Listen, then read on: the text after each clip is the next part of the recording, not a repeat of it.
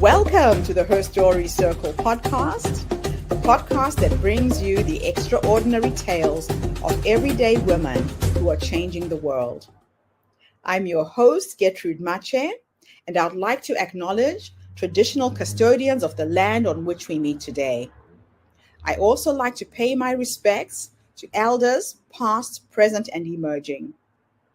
Every week, we dive into the lives, challenges, and triumphs of women from all four corners of the globe. We're here to inspire, enlighten, and connect, sharing stories that uplift and empower.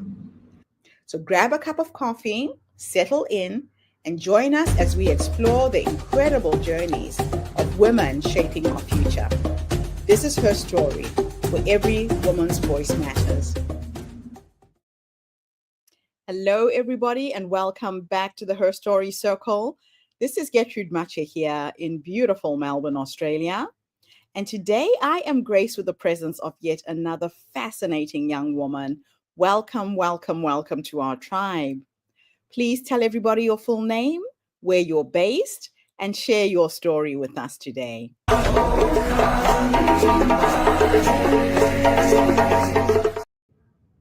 Hi, Gertrude. Thank you so much for having me on this podcast. I'm really excited to tell my story. My name is Asia Solnyshkina, and right now I'm in amazing Mexico City in Mexico. And actually, I want to... Initially, I'm from Russia, and I want to tell a story about how I'm doing the business, about how I'm navigating lots of issues that I'm having in my life. So for 33 years of my life, I was living in Russia, and I had a really well-established life there. I had a husband, I had a beautiful home that I built all by myself, and I had two beautiful kids. But in year 2022, I assume everybody knows that we had like a political instability, and I actually didn't know what to do when the war began. So it wasn't like a really planned out decision, but one day I woke up and something happened. I actually, in March 2022, I had to go to Dubai to make a really big deal for my business.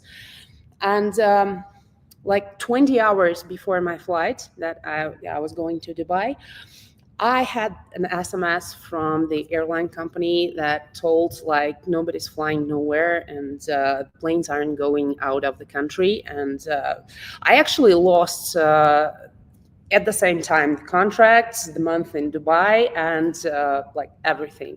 So as I told, it wasn't like a planned out decision, but I sat down and I decided, I drank a little bit of wine, and I decided that I'm going like anywhere. So I took the first tickets that were available. It was to Georgia, the country. I took two kids. My kids at this time, they were 5 years old and just 1 year old, and I was still breastfeeding. I took my two kids, a laptop, and like in a snap of a finger, I went to Georgia with nowhere to live, nothing to do, and nothing planned out like at all. It was a very strange story. What really helped me out that I'm an entrepreneur and I have my own business, software development agency, and before 2022, we were working remotely for, I don't know how much, maybe 5 years. And it was like a very common thing for us to work remotely. Just to work and to make a good business, I needed just my laptop and a good Wi-Fi. So I took my two kids. First few days, I was trying to find some place to live or anything, actually. I spent in Georgia maybe 6 months in the countryside because I actually don't know why? There was a beautiful house, but it was a really real countryside, like with the cows and mountains and rivers and everything. Uh, Really boring place to live. So after 6 months living in nature, I decided I need something big. I need like a big city. And this decision wasn't planned out either, but I decided, why not Mexico? I always wanted to see Dia de los Muertos and all this. Uh, and I just took plane tickets and I just went to Mexico City with nowhere to live, no plans, nothing. Right now, I'm living in Mexico City almost 3 years with both my kids, and it is amazing because my son, he's 9 years old right now. He speaks three languages fluently: Spanish, English, and Russian. Uh, and we have like a really good life here. But it wasn't always like that. When I was 2 years in Mexico City, and my husband, he joined our team in Georgia first, and since then we were living together. But at some point, the life in immigration, it is hard, and you have like lots of challenges, and it's shattering uh, families. Like always, it's really, really difficult thing to survive, like for the family, for the couple. So after 2 years of immigration, we decided that we should separate, and we separated. He found another apartment in Mexico City. It was in October 2023. Um, in a month after our separation, uh, I had the diagnosis of my daughter, and so far it's the most traumatic event of my life, because I found out that she had a very rare genetic syndrome called Pura syndrome. It is so rare that at this point in 2023, like 600 people worldwide was diagnosed with that. So in 1 month, I faced two really traumatic events: divorce and then this devastating diagnosis. When I was Googling this syndrome, when I was Googling what was going on with my daughter, at some point I understood that nobody on the whole world, nobody on this planet actually knows what's going on with her. So we knew that something was really broken with her genetic, and I saw a lot of really devastating stories about how people with this syndrome, they have a lot of limitations in their lives. And it was like in a snap of a finger, for almost 3 years, I had a completely healthy kid that I loved so much. And then with one diagnosis, I understood that our lives would be different from any other life on this planet. And so many uncertainty, so many deep feelings and emotions were there. For a month, I was really depressed. I was trying to survive all this thing and understand at least something. I was working with people who were supporting me, like psychotherapy and everything. And even they told me like I shouldn't read more than one article or one post in Facebook about this syndrome, because it crushed me every time. I was crying for hours, understanding like what can happen to us. I don't know how, but in a month, I understood that, like, I'm not just a woman. I'm an entrepreneur, and I'm facing a lot of difficult problems and a lot of different things in my life, like on a daily basis, every day. And what I'm good at is finding solutions for different kinds of problems. And I thought, like, okay, I'm a businesswoman.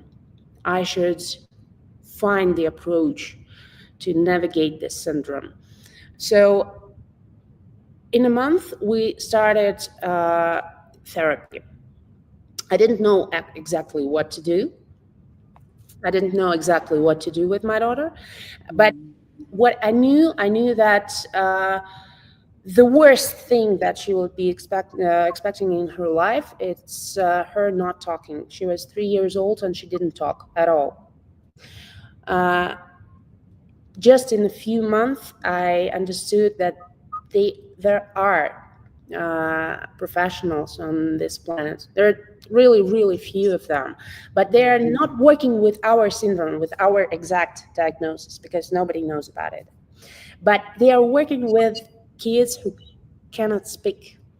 And we started this therapy in February of 2024. Uh, First thing that this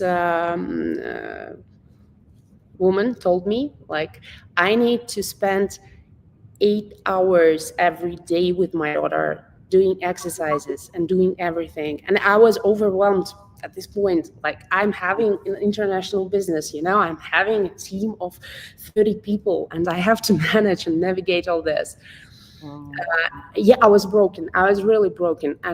But I understood, okay, I need resources. I need to do something about this. So I called my ex-husband and I told, like, we have our issues, but right now we have a bigger purpose. We need to do something together in this. So he came back a year ago, and it's, our story is really bumpy, but we're still together. Wow. Yes. And at some point I understood, like, okay, 8 hours. So I need to hire somebody. And just as in my business, I hired a girl who's doing this 8 hours every day. It's not a nanny, but she's doing all these exercises. She understands the whole therapy and she understands what we're doing. And she is in very tight contact with this speech therapist that's doing the strategy and overseeing the whole process. But this girl is executing.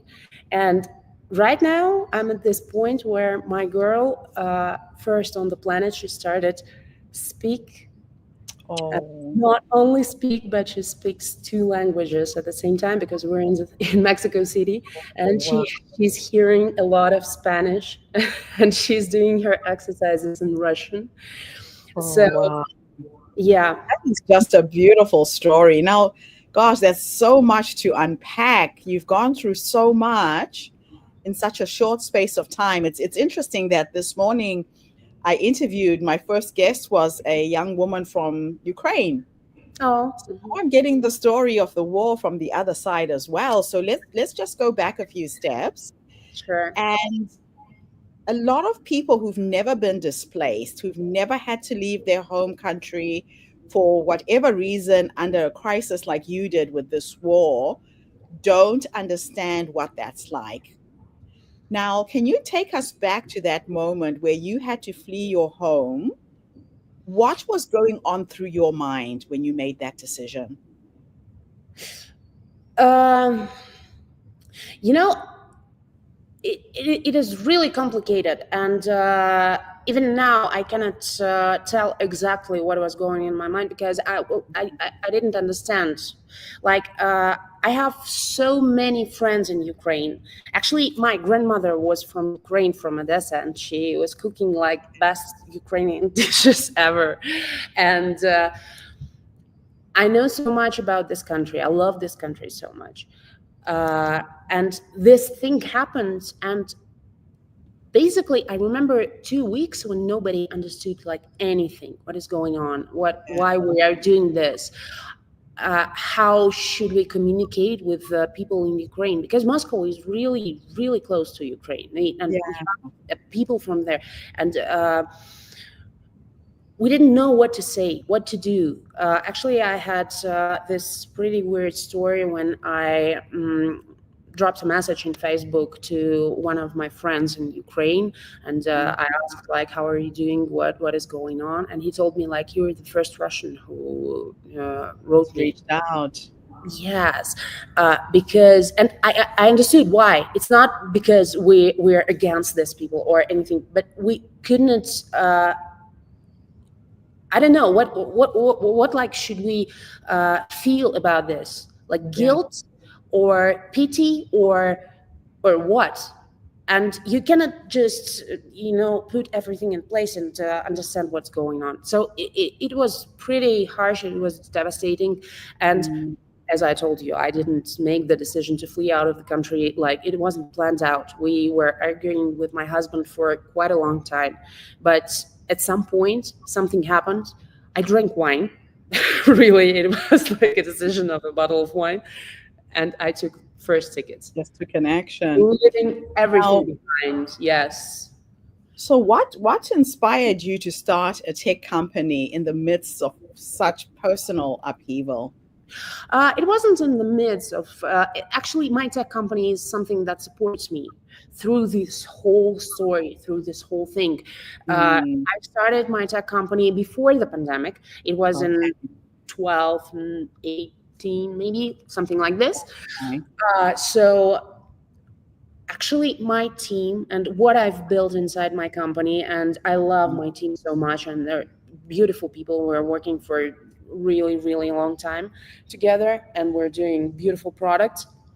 So what it the team, the people inside my company, this Mm. what supported me when I really was on the edge, and I was like,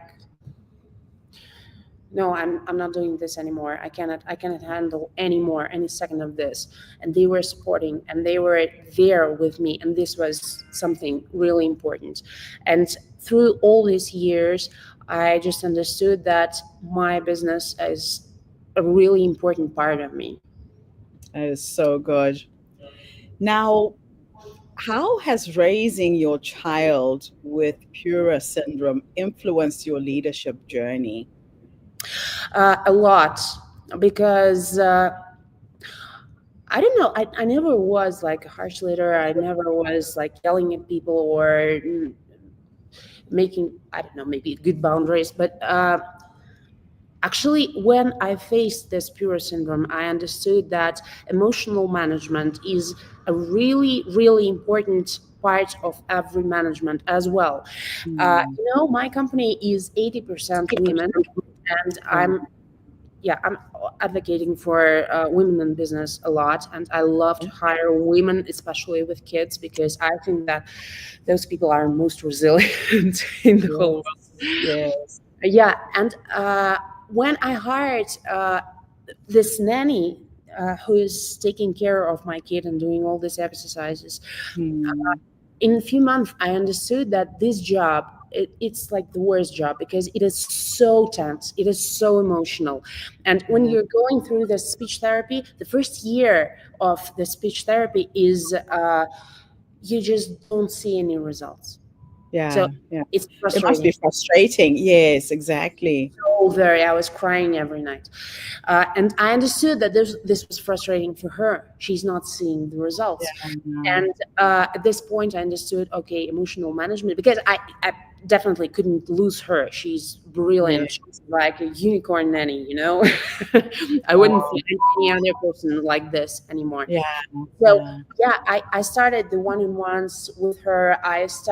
We started to make a diary of every little accomplishment that we're having in our lives. You had to Every, measure the progress. absolutely. And when Yeah. you're down and when you're feeling so down and that nothing is going on, we're not having the progress. We're just Yes. opening this diary, and we're, you know, trying to understand that this is like a long path, but we're moving forward. Got Maybe, milestones. Yeah. yes, Yeah. yes, Celebrate those small little wins every day. absolutely, So absolutely. in case there's someone who's listening to you right now who has a child who's nonverbal, what were the symptoms?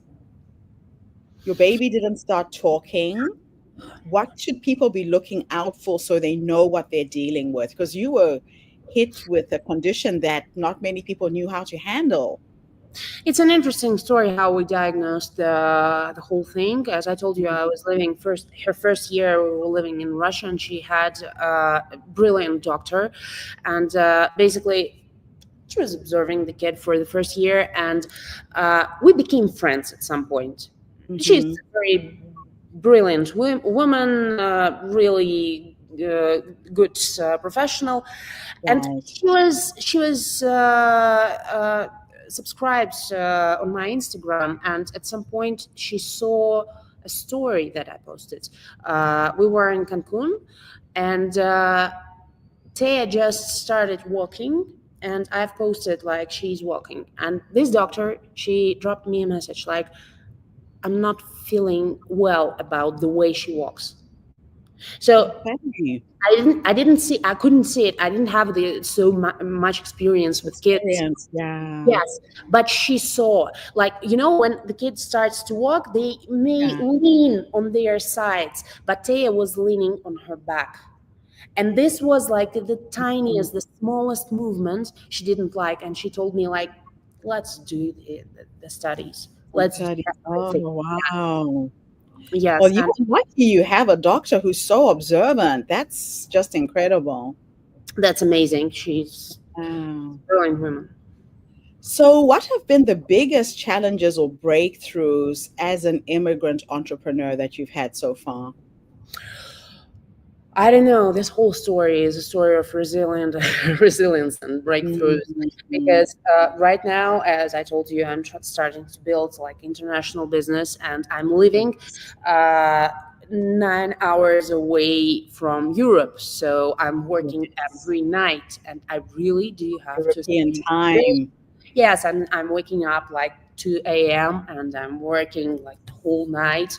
Then I'm spending time with my kids and everything.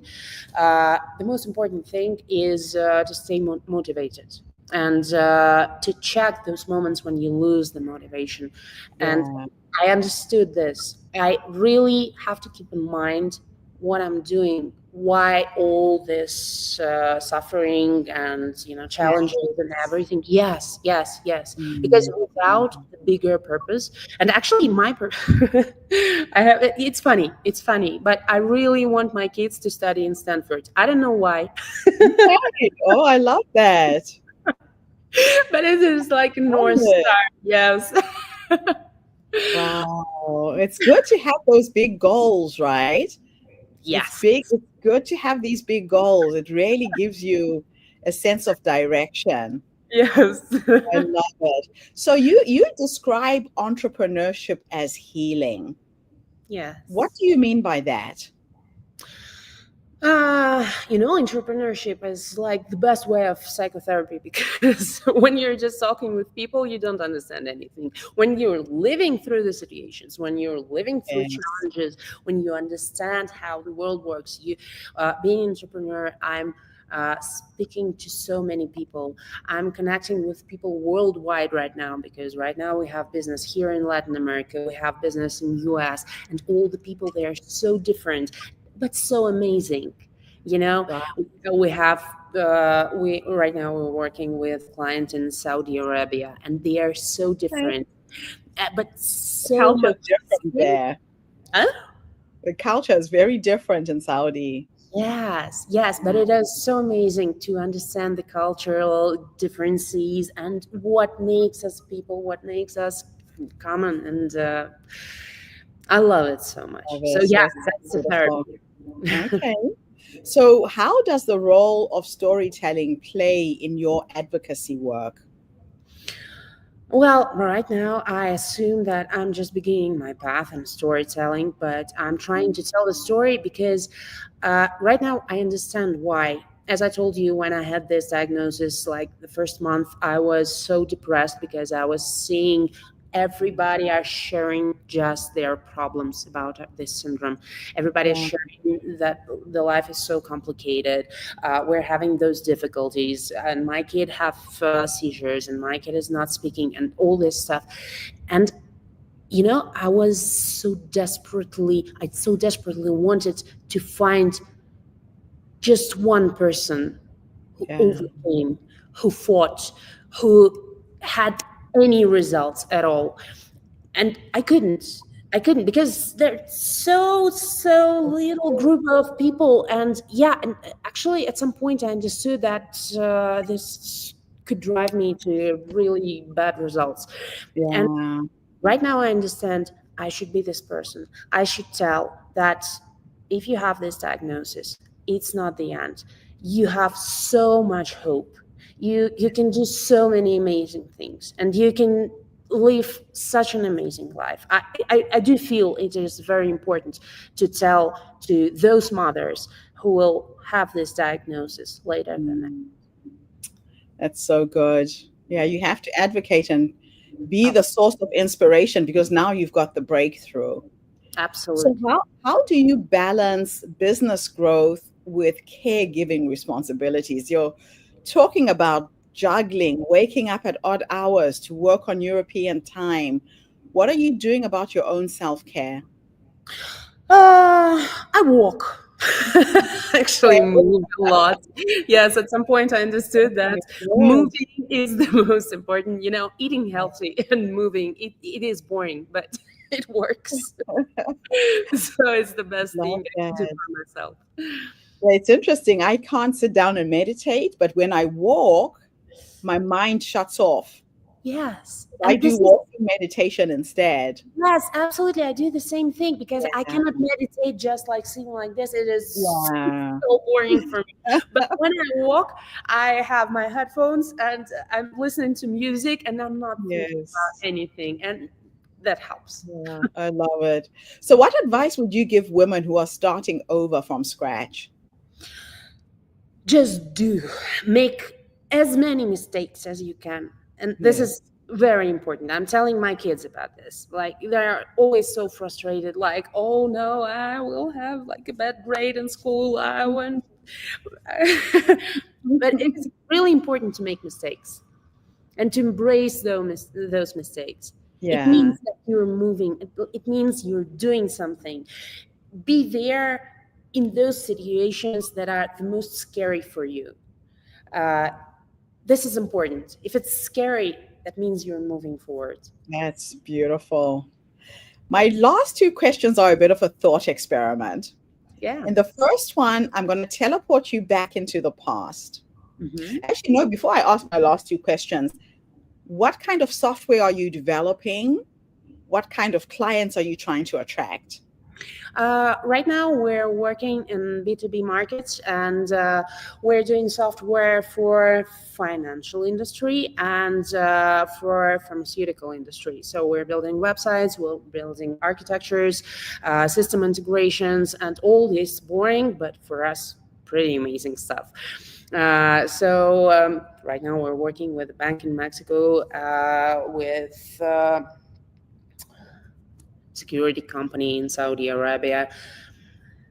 That's awesome. That's Yes. fantastic. All right, so the last two questions are a thought experiment. Hmm. In the first one, I'm going to teleport you into the past.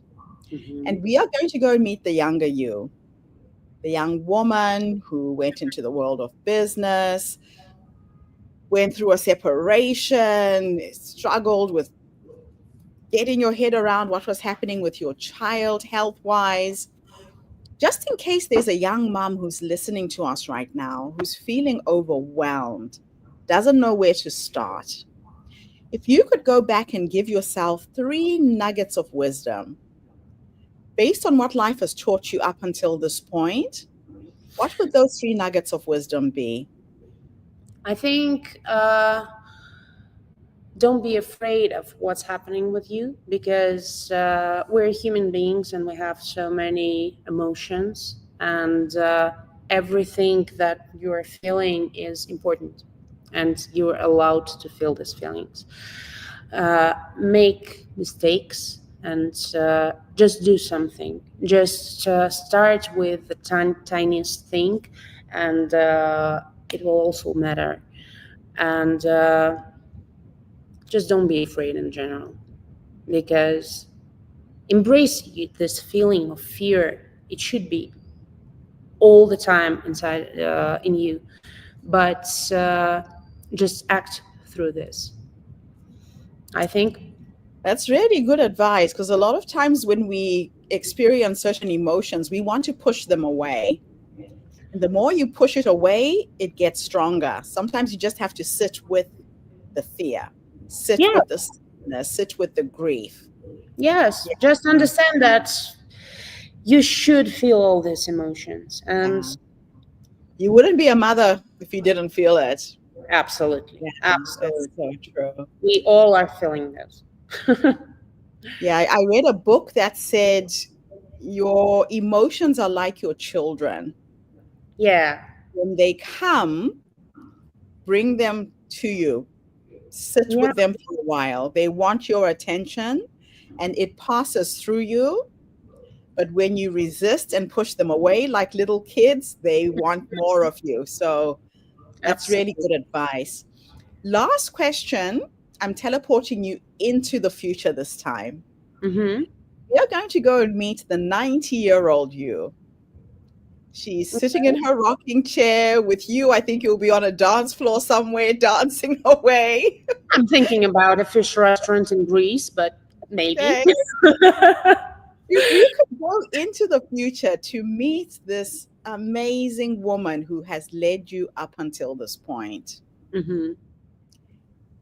what will you say to her when you finally meet her? Now, I'll tell you the reason why I like asking this question. Mm-hmm. A lot of women don't realize that the wise woman is already in them, that she's that quiet voice that says, this isn't working, leave a relationship. This Yeah, isn't working. Take your children to safety, leave the country, find somewhere safe to live and work. That quiet voice that prompted you to take the actions that you took. We look outside of ourselves for answers, for solutions. We don't go within. But it sounds to me like you have a very strong intuition that has guided you to do some very bold things that defy logic and reason. So when you finally meet this wise woman who's leading you, what will you say to her when you finally meet her? I don't know. I'm not pretty sure that I will say anything, but I will definitely hug her. And maybe we will just laugh about the stories that happened in our life. And actually, I'm pretty sure that this 90-year-old woman would be pretty happy. I don't know why, but I'm sure. I love that. Thank you so much for coming online and sharing your amazing story with us today. Good luck with your baby. Thank Um, it sounds like you've had a beautiful breakthrough, and all of these months of hard work and dedication has paid off, and just celebrating every little win. I think that's the biggest thing that I've taken away from you today. I can't imagine what that first year must have been like, not seeing any change. Yeah, it was difficult. But right now, I'm so sure we're having so many amazing things in front of us. That is awesome. And thank you to everybody who tuned in today. The Her Story Circle is not just a podcast. We are a social impact movement that brings you the stories and voices of women from all over the world. We share our stories to uplift you, to inspire you, to energize you, but most importantly, to give you the tools that you need to take you from where you are now to where you're trying to go. Today's story has been a story of resilience, a story of hardship, of heartbreak, but absolutely inspiring of what can be done when you are determined to build a better life for yourself. So tune in again tomorrow, everybody, when I interview yet another amazing guest. In the meantime, have a fantastic day, morning, or evening, wherever you are in the world, and bye for now. Thanks again for the interview. Thank you so much, Gertrude. Thank you for having me. Bye for now, everybody. Don't go away. Asia. Thank you for tuning into the Her Story Circle podcast. I hope today's story has inspired you to believe in the power of our stories and the difference you can make in the world when you use your voice. I'm Gertrude Mache, and it's been an honor to share this space with you, where voices from all walks of life come together to weave a rich tapestry of diverse perspectives.